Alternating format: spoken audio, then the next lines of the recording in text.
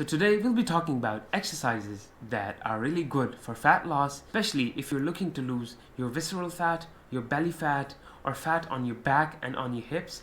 These exercises will really prove to be beneficial. Now keep one thing in mind, that you cannot remove fat from a really specific part of your body before losing fats from other areas. For example, if you want to lose belly fat, you will have to reduce fat in other areas of your body as well. Sometimes belly fat will go easier in a person compared to the other person if he's following the same workout or eating regimen. That's because belly fat is influenced by sex hormones, by family history, strongly by genetics and epigenetic factors. So before you compare your body to another person or to an athlete who's eating the same diet or who's doing the same exercise, you should actually consider the 4 factors that I have just talked about, because there are still a few hacks that you can do to your health that will actually help you lose overall body fat, and once the overall body fat gets less, belly fat will also reduce. The first thing on the list is burpees.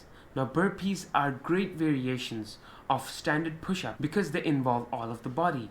They are plyometric exercises that include many of the muscle groups of your body. You're not just hitting your shoulders or your triceps or your chest like in a standard push-up. Rather, you're hitting all of your body, including the abdominal muscles, your back muscles, your legs, your quadriceps, your calves, your back, your upper back, trapezius, chest, tricep. You're hitting all of these muscle groups at the same time in a burpee. Go for a quick break of about 5 minutes after every hour, and if you work for about 10 hours and you have these 5-minute breaks after every hour, well, guess what? You just had 50 minutes of exercise without even taking out specific chunk of your time. If you add about 5 minutes of exercise after an hour of work or sitting, you will actually be increasing your productivity at work, and you will actually be increasing your activeness and decreasing your chances of cardiovascular diseases and inflammatory conditions as well as diabetes. The second thing on the list is sports. Now, sports are really underrated, but when it comes to actually losing weight in the long run, sports will help you a lot. For example, you like to play volleyball, or you like to play cricket, or you like to play football or soccer. Whatever sport you like, you should actually consider putting it in your routine. And that is because doing exercise, you can get bored easily because you're alone on the treadmill and you're running and running. Well, you may actually feel fatigued, or you may feel tired or exhausted, and you may actually end up doing a lot less exercise than you had anticipated. But in sports, that's not the case, because now your emotions are actually involved. You are playing with your friends or with a group that you do not want to let down, or you want to perform the best you can, and you want other people to know that you are really good at the sport that you are playing. So you will actually end up burning more calories in a sport because your emotions are involved and you are putting the best effort you can, and you are not focused on whether you are tired or not, whether you're fatigued or not, whether you want to go that extra mile or not, but rather now you're focused if you want to let your friends down or not, if you want to be the best scorer of the team or not, if you want to do the best you can or not. The third thing on the list is high intensity interval training.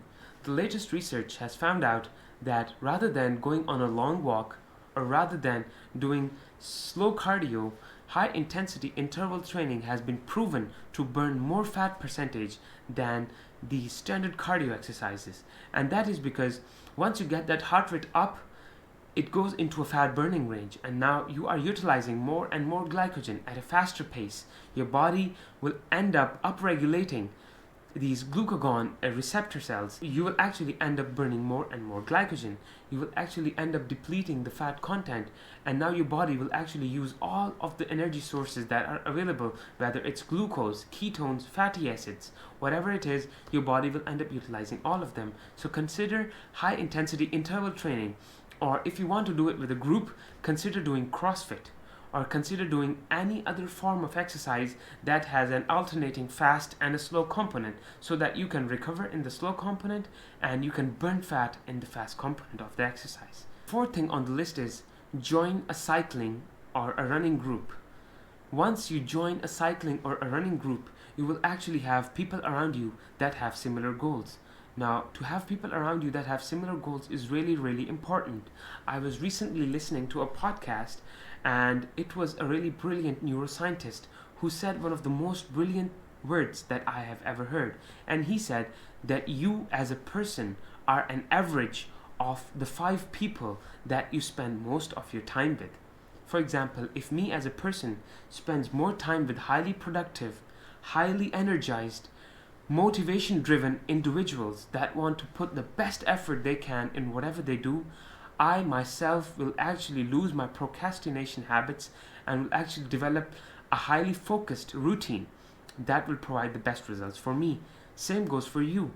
If you want to become the best version of yourself, consider doing it with people who you think are the most successful, or the people that have the best work ethic, because these people will actually end up determining how you will be in the long run. So the 5th thing on the list is strength training.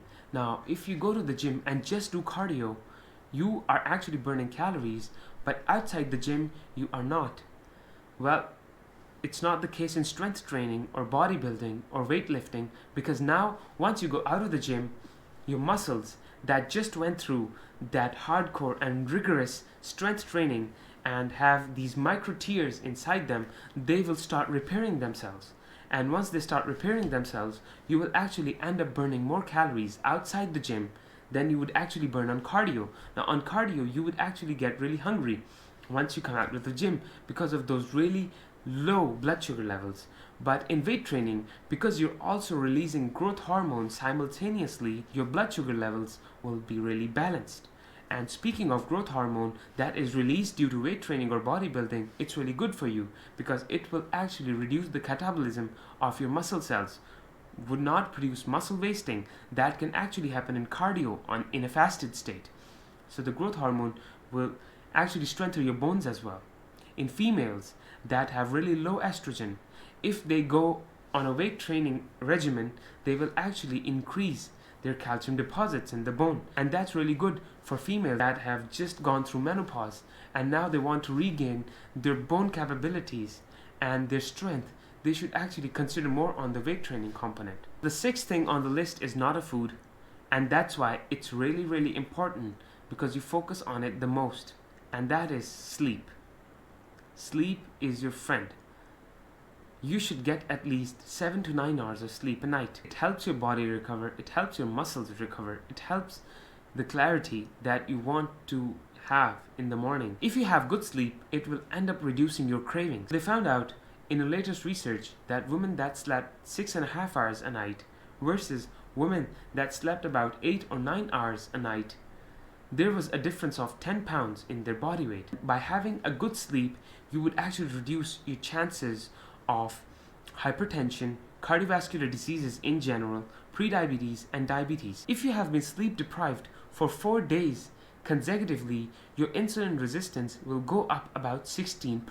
16% is a really big number in terms of insulin resistance, so you need to be sure that you're getting good night's sleep. Thank you so much. If you liked the video, drop down a thumbs up, comment down whatever topic you'd like me to cover in my next video, and consider subscribing and hitting the bell icon. I also have many other videos on topics like weight loss, keto diets, diabetes,